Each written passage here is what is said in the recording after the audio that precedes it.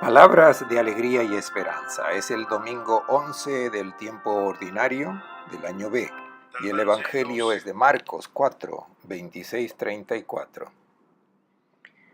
Comentario del padre Fernando Armelini. En aquel tiempo decía Jesús a la muchedumbre: el reino de los cielos es como un hombre que sembró un campo. De noche se acuesta, de día se levanta, y la semilla germina y crece sin que él sepa cómo. La tierra por sí misma produce fruto, primero tallo, luego la espiga y después el grano en la espiga. En cuanto el grano madura, mete la hoz, porque ha llegado la cosecha. Decía también: ¿con qué compararemos el reino de Dios? ¿Con qué parábola lo explicaremos? Con una semilla de mostaza. Cuando se siembra en tierra es la más pequeña de las semillas. Después de sembrada, crece y se hace más alta que las demás hortalizas y echa ramas tan grandes que las aves pueden anidar a su sombra. Con muchas parábolas semejantes les exponía la palabra, adaptándola a la capacidad de sus oyentes. Sin parábolas no les exponía nada, pero aparte a sus discípulos les explicaba todo. Un buen domingo para todos, hermanas y hermanos. El Evangelio de hoy nos presenta dos parábolas narradas por Jesús. Están tomadas del capítulo 4 del evangelista Marcos, y estas parábolas nos hablan del reino de Dios. Tratemos de colocarlas en el contexto. Jesús ya ha narrado otra parábola, la primera parábola, hablando del sembrador que arroja la semilla en tierra. Esta semilla encuentra terrenos variados, encuentra piedra, encuentra arbustos, encuentra sendas y luego también tierra buena. Luego Jesús ha explicado esta parábola e identificó la semilla con la palabra. El mensaje evangélico que viene señalado, que viene anunciado. Y este mensaje se recibe de manera diferente según el terreno donde cae. Esta es la primera parábola con la cual Jesús ha comenzado a presentar el reino de Dios. El texto del Evangelio de hoy comienza con una parábola que se encuentra solamente en Marcos. El evangelista Marcos tiene solamente 53 versículos suyos, que solamente él tiene. Y entre estos 53 versículos tenemos una joya que es la primera de las dos parábolas que se nos presentan hoy. La parábola de la semilla que crece automáticamente. Este es el término exacto que encontramos en el texto original. La semilla es siempre, naturalmente, la palabra. ¿Cuáles son los interrogantes a los cuales Jesús quiere responder con esta parábola? Son los que los discípulos tenían y luego los discípulos de las primeras comunidades cristianas, para quienes el evangelista Marcos escribe su evangelio. Pero son también los interrogantes que tenemos nosotros hoy. Tratemos de nombrarlos. Esta palabra, una vez sembrada, ¿produce o no produce fruto? Nos lo preguntamos porque en el mundo se ha sembrado tanto, se ha predicado tanto el Evangelio, pero luego, ¿qué es lo que ha cambiado? Luego a nivel eclesial, este evangelio que viene predicado continuamente, pero la reforma dentro de la iglesia para hacerla cada vez más evangélica, ¿produce o no produce fruto esta semilla? Y a nivel personal, es una pregunta que todos nos hacemos. Escuché tantas veces el evangelio, pero permanezco siempre el mismo. Otra pregunta, ¿por qué pasa tanto tiempo antes de que aparezca algo realmente nuevo? Y otra pregunta, ¿no se podrá hacer algo para acelerar el crecimiento, el desarrollo de esta semilla? Y todavía otra pregunta, si los resultados no se ven inmediatamente, ¿podríamos acudir a algún arreglo, alguna alianza con la fuerza de este mundo, con la política, con la economía? Acudir a las técnicas de la publicidad que son tan eficaces, aunque corriendo el riesgo de violencia a la libertad de las conciencias, para obtener resultados positivos, para hacer crecer verdaderamente esta semilla. ¿Podríamos hacer alguna cosa o debemos respetar el tiempo de crecimiento de esta semilla? Estos son los interrogantes a los que Jesús quiere responder con esta parábola. Todavía otra pregunta. ¿De quién depende el crecimiento? ¿Del predicador? Vayamos ahora a la parábola que está dividida en 3 partes. La primera parte, la semilla. Decía Jesús, así es el reino de Dios. Jesús está explicando a la muchedumbre el nuevo reino, no el reino de este mundo, sino el reino de Dios. Y hay que tener presente que este reino de Dios no es para el más allá, se realiza en plenitud en el más allá, pero se refiere a aquí, se refiere a la sociedad nueva que Jesús ha inaugurado con su persona y con su mensaje. Se refiere a una sociedad alternativa, plenamente humana, que debe realizarse ya aquí y luego en plenitud en el más allá de la historia. Y comienza la parábola de Jesús haciendo referencia a este reino que se realiza en este mundo, que inicia en este mundo. Es como un hombre que sembró un campo. Para hablar del reino de Dios, Jesús no recurre a comparaciones con el culto religioso o imágenes tomadas del mundo sacral, sino imágenes tomadas del mundo cristiano, de la realidad de vida de los campesinos de su tiempo. Es como un hombre que sembró un campo. Este hombre es ante todo Jesús, que ha sembrado en el mundo estas semillas del Evangelio.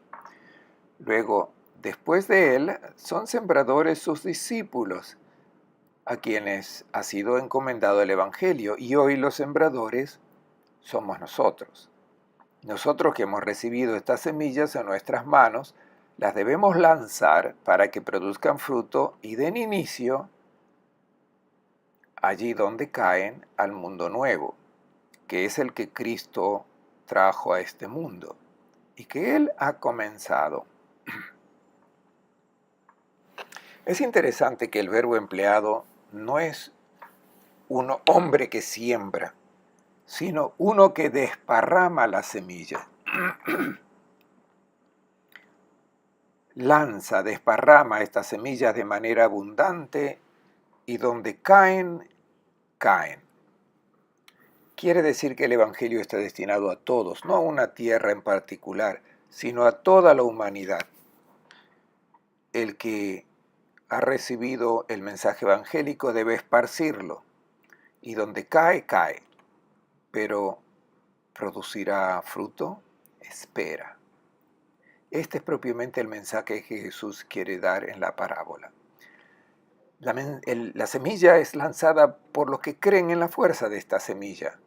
De lo contrario, si no cree, no arrojará la semilla para que dé resultado. Jesús narra esta parábola para su gente, la gente de Israel. Y cuando Jesús habla, todos tienen presente la tierra que está llena de piedras. Los rabinos del tiempo de Jesús decían que cuando Dios creó al mundo, tenía 4 medidas de piedra. A 3 de ellas las utilizó para hacer la tierra de Israel. Y la otra medida fue suficiente para hacer todas las otras piedras del mundo. ¿Por qué? Porque en Israel cada metro de campo debe ser conquistado sacando las piedras que luego sirven para los muros y cercar la propiedad y ser una protección contra los animales salvajes que devastaban las cosechas en tiempo de Jesús, los jabalíes, los lobos. Pero este terreno, esta tierra está llena de piedras. Luego están también los arbustos, la maleza, las espinas, las malas hierbas. Luego también la lluvia es escasa en Israel y el sol es muy fuerte, quema los primeros brotes. Luego sabemos también que la gente, para acortar el camino, hacen senderos, sendas en los campos y pisan las plantitas. En resumen, cuando uno lanza la semilla, tiene presente todas las dificultades que estas semillas encontrarán para crecer y dar fruto. No las desparrama, sino es el que tiene fe en la fuerza de esta semilla. Esto es importante para cada uno de nosotros. Y también para los sacerdotes que pueden ser tentados de desanimarse. Hay que cultivar esta fe en la fuerza de la semilla porque se puede perder. Y cuando se pierde la fe en la fuerza de esta semilla, se hacen muchas cosas para cambiar el mundo y se olvida de sembrar esta semilla en la tierra, de tirarla al voleo. Esta desconfianza la pueden tener los sacerdotes y también los catequistas e incluso los padres. Y así encontramos a sacerdotes que dedican tiempo, energía a tantas actividades alternativas que son complementarias, no son lo esencial. Y a veces estas actividades e iniciativas sustituyen a este anuncio, a esta semilla. Pensemos, por ejemplo, en nuestras comunidades. ¿Son más las prácticas devocionales o el tiempo dedicado a la formación bíblica en nuestras comunidades? Sabemos que esta formación es mucho más exigente, tanto para el que la propone como para el que la recibe. Pero es esta la que pone el fundamento sólido en la búsqueda de la fe. ¿Cómo es que no se lanza la semilla de la palabra y se dedica tanta actividad a otras iniciativas? Quizás sea porque no se fía plenamente en la fuerza de la semilla que cambia el mundo, que da origen a un mundo nuevo. Para crear la paz en el mundo, la comunidad eclesial, en el plano universal, ¿tiene de veras fe en el anuncio de la palabra de amor y de paz del Maestro? ¿O busca construir un mundo de paz, un mundo nuevo, empleando los criterios y fiándose de lo que son las fuerzas de los juicios humanos? ¿Tenemos realmente fe que una vez que esta semilla sea lanzada dará resultado? Vamos ahora a ver lo que sucede cuando se lanza la semilla. Ante todo, ya no es más visible. Puedo dar una experiencia personal. Cuando doy un curso bíblico, cuando hago una homilía, un catequista que dio su lección ha lanzado la semilla. Luego que la semilla se ha lanzado, ya no se ve más. La semilla ha caído en la tierra. ¿Y qué pasa después? Lo que sucede en el corazón del que ha recibido esta semilla ya no depende del sembrador. Y si uno se queda solamente con lo que se puede ver exteriormente, puede pensar enseguida que todo se ha perdido, porque ya no se ve nada y en lo inmediato nada ha cambiado. Todo sigue igual. Da la impresión que la semilla se ha perdido. Cuando acabo una conferencia o durante un curso bíblico, la gente luego se va y supongo que las personas se deben interesar en las cosas concretas, materiales, y quizás se dejen influenciar nuevamente de los racionamientos que hacen todos. Los valores importantes vuelven a ser los valores de este mundo. Y apenas salen del curso comienzan a hablar de las vacaciones, de los viajes, de asuntos de belleza, del último modelo de auto, allí mismo, apenas al salir del ambiente sagrado de la iglesia. Luego de la lección del catecismo, ¿qué hacen los niños? Van a jugar al fútbol, a ver el último modelo de celular, los juegos electrónicos. Da pues la impresión que la semilla sembrada desaparece. No se ve nada. Y es cierto que inmediatamente no se ve nada. Y este es también el interrogante que se ponen tantos padres que han lanzado la buena semilla en el corazón de sus hijos y quisieran ver los resultados. Este es el error. El error es tratar de medir el resultado de la semilla inmediatamente. La vida es crecimiento, es maduración y se realiza con calma en el futuro. Se requiere paciencia y esperanza.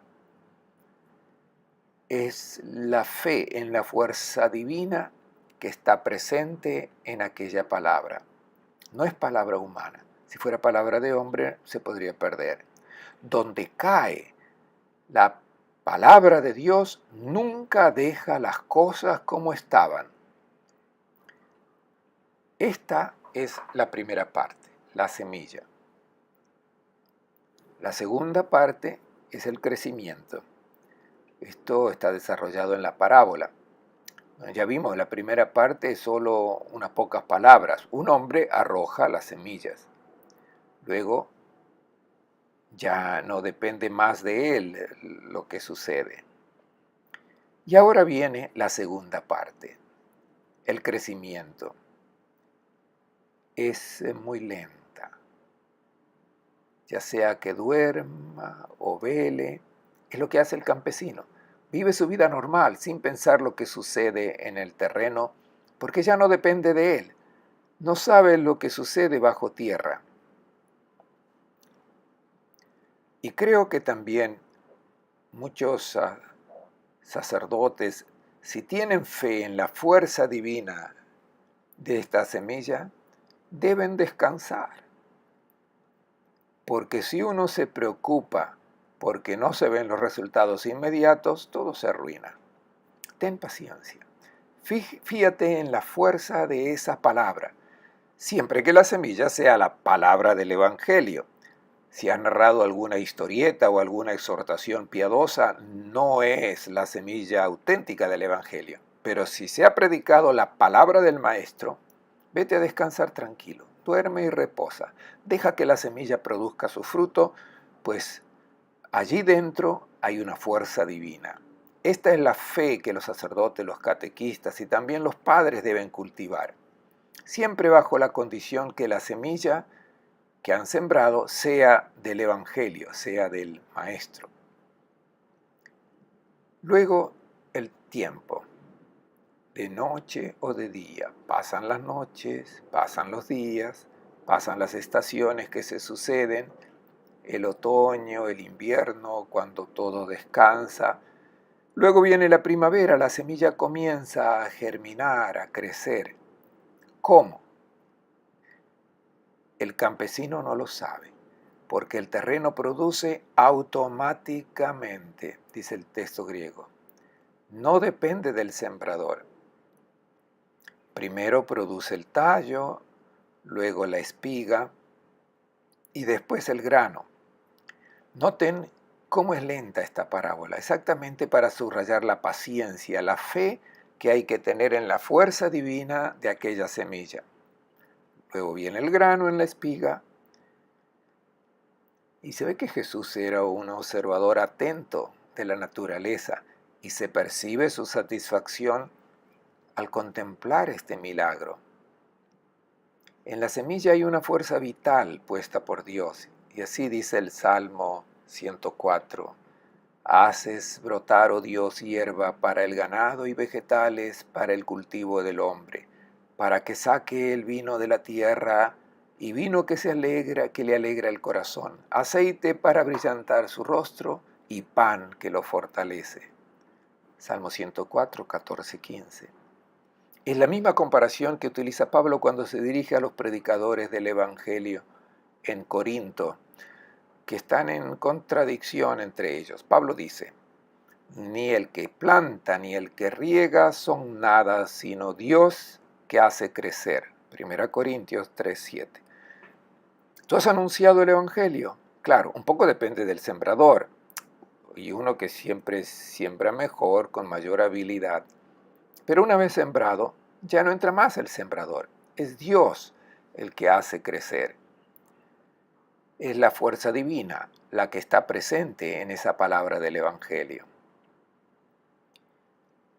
Con esta comparación, Jesús quiere responder al desaliento de ayer y de hoy y de siempre. Pensemos lo que pasa hoy. Decimos, como iglesia somos ahora minoría, la palabra está perdiendo su fuerza, los criterios de juicio, los razonamientos, los valores ya no son los que van de acuerdo con el Evangelio. También estamos rodeados de tantas propuestas de vida que son más seductoras que las de Jesús, y la gente las sigue. Entonces, ¿qué hacemos? ¿Dejamos caer los brazos? ¿No sembramos más porque al fin todo se seca? Nos toca vivir realmente en este tiempo un poco confuso, y muchos valores que en el pasado estaban muy firmes, hoy no tienen más vigencia, nos hacen vacilar. Y la palabra de Dios, esta semilla, aparece muy débil de frente a las fuerzas políticas, culturales, económicas, que luchan para superarla, para sofocarla. Ten paciencia, fíate. El problema es si uno cree o no cree en la fuerza de esta palabra. La tercera parte de la parábola, la cosecha. Cuando el fruto está maduro, el campesino lo corta con la guadaña. Esta es la parte importante, la parte central, donde queda claro la fuerza de la semilla. Vivimos en un mundo que cada vez más acelerado. Por tanto, se buscan resultados inmediatos, donde solo se cree en lo que se ve, en lo que se toca, en lo que se puede verificar. Se necesitan programaciones rápidas y la paciencia ya no tiene lugar en nuestro mundo. Todo es a plazos, tenemos este ritmo insistente, cansador. Esto es lo que sucede con el crecimiento del reino, no lo que sucede con el crecimiento del reino de Dios. La semilla sembrada es lenta, porque tiene que tratar con la libertad, con las opciones. Esto es importante para los sacerdotes y para los padres. Si han sembrado la buena semilla, pueden pasar 10 años, 15, 20 años. Parece quizás que todo haya desaparecido, que todo haya muerto, pero estas semillas, si es la del Evangelio, no dejan a las personas como estaban antes. La semilla dará fruto porque allí hay una fuerza divina, no la fuerza de una palabra humana. La segunda parábola, la del grano de mostaza. ¿A qué podemos comparar el reino de Dios?, dice Jesús. ¿Qué parábolas podemos emplear para describirlo? Son dos interrogantes. Quiere decir que estamos invitados a dar una respuesta a estas dos preguntas que hace a la gente de su pueblo. Por tanto, se espera una respuesta a estas dos preguntas y nosotros debemos darle una respuesta. La gente de su pueblo no tenía dificultad en responder porque existía una imagen bíblica que todos conocían para describir la espera del reino de Dios anunciado por los profetas. ¿Cuál era esa imagen conocida por todos? Era la del cedro del Líbano. ¿A qué podemos comparar el reino de Dios? Supongo que todos los oyentes de Jesús han respondido, será como un cedro. Pues era la imagen de la imponencia, de la fuerza.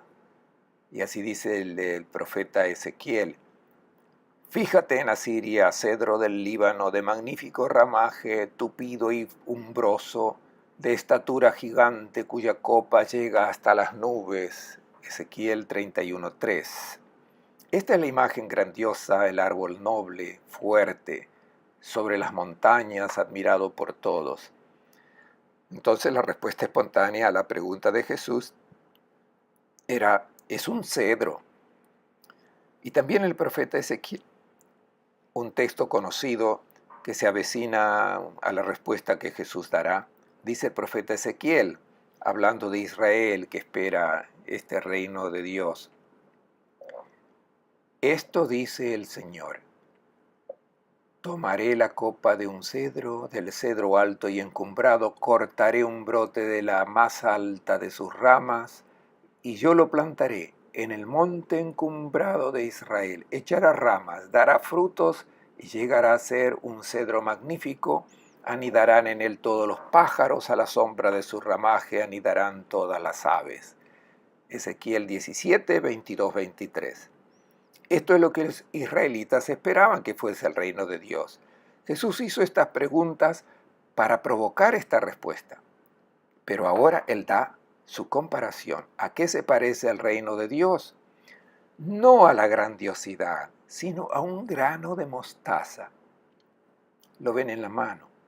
Ven el tamaño que tiene el grano de mostaza. Al ser sembrado es la más pequeña de las semillas que caen en el terreno. El grano de mostaza era proverbial en aquel tiempo. Por su pequeñez y por la sorpresa que suscitaba por el hecho que una semilla tan pequeña contuviese una fuerza de vida que explotaba en una sola estación y se transforma en un arbusto que llega a tener 2 y 3 metros. Es una semilla muy pequeña, eso era proverbial. Y ahora detrás pueden ver la planta de mostaza, una planta que tiene una flor amarilla. Luego esta flor desarrolla el fruto que contiene estas semillas pequeñísimas, de las cuales se producen las famosas salsas de sabor típicamente amargo y picante, mostaza. Dice Jesús que una vez sembrada se va convirtiendo en grande, más grande que todas las verduras del huerto. No se la llama un árbol grande, no. Lajanon en griego significa las verduras del huerto, la más grande de las verduras, pero no es un cedro. Con estas comparaciones Jesús quiere antes que nada derribar la imagen de grandeza de este mundo. No se puede decir que el reino de Dios está aquí y allá porque crece en el corazón de la gente. Se lo puede comparar a un arbusto, a una planta común, sin apariencia, dice Jesús. Crece en el huerto de la casa junto con la verdura. Nada de particularmente grandioso y solemne. Jesús incluso quiere evitar hablar de árbol. Es solo una plantita. Y es lo suficientemente alta, tanto que las aves del cielo encuentran allí su lugar. No llama la atención de los que pasan porque crece en la huerta de la casa. Jesús no intenta hacer profecía del futuro glorioso de la iglesia que comenzará con 11 pobres pescadores, porque uno se fue, y que luego llegará a ser una sociedad fuerte, capaz de hacerse respetar por los poderes políticos. El progreso del reino de Dios en el mundo no se convalida con números, porque el reino de Dios no se puede ver, está dentro del corazón de cada persona. Jesús quiere decir que esta semilla se ha sembrado en el mundo y que crece lentamente. Desde esta pequeñez y observando estas dimensiones insignificantes, cualquiera puede llegar a pensar que será ineficaz. Pero Jesús dice, no, a pesar de las apariencias, la semilla crecerá y terminará por transformar el terreno en el cual fue sembrada. Jesús quiere llamar la atención sobre los efectos extraordinarios y sorprendentes de la fe en su persona.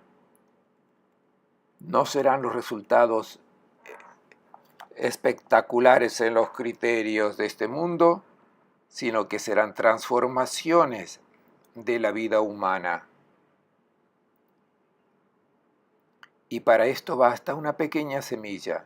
En el Evangelio de Mateo Jesús dice, si tuviesen la fe del tamaño de una semilla de mostaza, Mateo 17:20, no se acoge en el Evangelio en su totalidad, eso sería lo ideal, fantástico, pero aunque solo acepten un poquito, dirían aquel monte que se trasladara allá y se trasladaría, porque nada es imposible. Esta semilla tiene en sí una fuerza divina y por tanto produce resultados extraordinarios, permaneciendo pequeño, no con las apariencias de la grandeza del mundo. Y las aves del cielo, ¿cuáles son las aves del cielo? En la Biblia, estas aves del cielo que se anidan son los pueblos paganos. Recordemos las aves que intentaban impedir la alianza de Abraham con su Dios. Representan a todo el mundo idolátrico que no quieren que el pueblo de Israel se vincule con su Dios. Luego también son las tentaciones que nosotros tenemos. Tenemos tantos ídolos que quieren impedir que permanezcamos unidos al Señor. Entonces, estos pueblos serán todos recibidos en las ramas de este arbolito de mostaza, porque el reino de Dios debe recibir a todos. No es un reino donde las personas débiles se deben sentir incómodas, pues se quedan impresionadas de la grandeza, del esplendor o de la perfección. No, se presentan con fragilidad, en la debilidad de un arbolito de mostaza. Es una realidad modesta, pero capaz de recibir a todos. Y todos pueden encontrar su lugar a la sombra de este arbusto de mostaza, que es el reino de Dios, evitando toda forma de grandeza según los criterios de este mundo. Cada quien, aunque se sientan débiles y frágiles, se debe sentir bien recibido en las ramas de esta mostaza, que son como los brazos acogedores de la comunidad cristiana. Les deseo a todos un buen domingo y una buena semana.